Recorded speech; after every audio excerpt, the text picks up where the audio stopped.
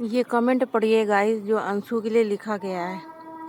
ये जिसने भी लिखा है, मुझे नहीं पता कि किस टाइप की औरत होगी या वो आदमी होगा, लेकिन ये जो भी होगा बहुत ही गंदी सोच का होगा। इसके खुद के घर में ये सब चीज़ें होती होंगी, तभी इसने ये सब चीज़ें लिखी है। इसके आसपास के माहौल में ये सब चीज़ें होती होंगी, तभी इसने ये सब चीज़ें लिखी है। ये कोई भी है, ये औरत है या आदमी है, जो भी है, ये इतना तो पता है कि रिकॉर्डिंग देवी के अंधभक्त है ये। आप इस कमेंट को ध्यान से पढ़िए कि इसने क्या क्या बातें लिखी हैं। उस पिता के लिए लिखी है जिस पिता की ये बेटी है, जिसको वो अंशु इतना मानती है। अब वो अंशु को इतना प्यार करते हैं। किस तरह की बातें लिखी हैं कि वंश को बढ़ाने के लिए अंशु को लेके गए हैं। अभी तुम जो भी हो, सालों तुम्हें शर्म नहीं आती ऐसी बातें लिखते हुए? एक बच्ची के लिए ऐसी बातें लिखते हो, शर्म नहीं आती तुम लोगों को? इतनी घटिया बातें लिखते हुए, वो भी उस औरत के फेवर में लिख रहे हो जो खुद उस घर के 2 मर्द हड़प के बैठी है। हाँ, बैठी थी, सॉरी, अब तो वो खैर है नहीं ना, देवी की कृपा से। उस औरत के लिए लिख रहे हो जिस औरत ने उस घर की छीछा लेदर करके रखी थी।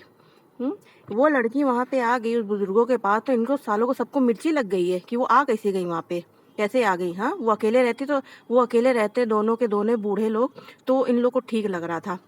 और ये कमेंट भी किस में आया, वो दानस्वी चमची, जो उस सपना की चमची है, उसके उसमें कमेंट आया है।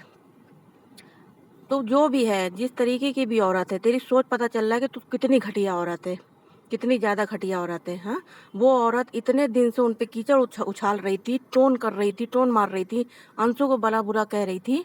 और कल के ब्लॉग में भी उसने वही किया, वही घिनौनी हरकत किया।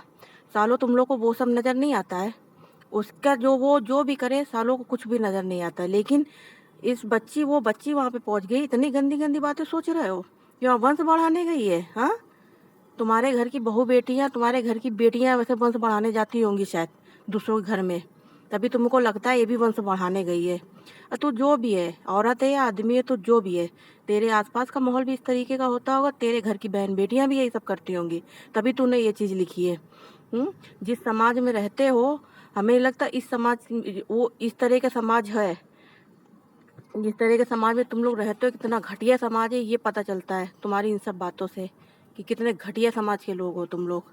अब वो चमची के उसमें मैसेज आया था, चमची के उसमें जाके कमेंट कर रहे हैं इतने घटिया सोच वाले लोग घुसे पड़े हैं। एक वो जो नागिन गर्ल, और ये एक चमची चाटू, जो चाटने में जुटी हुई है सपना की।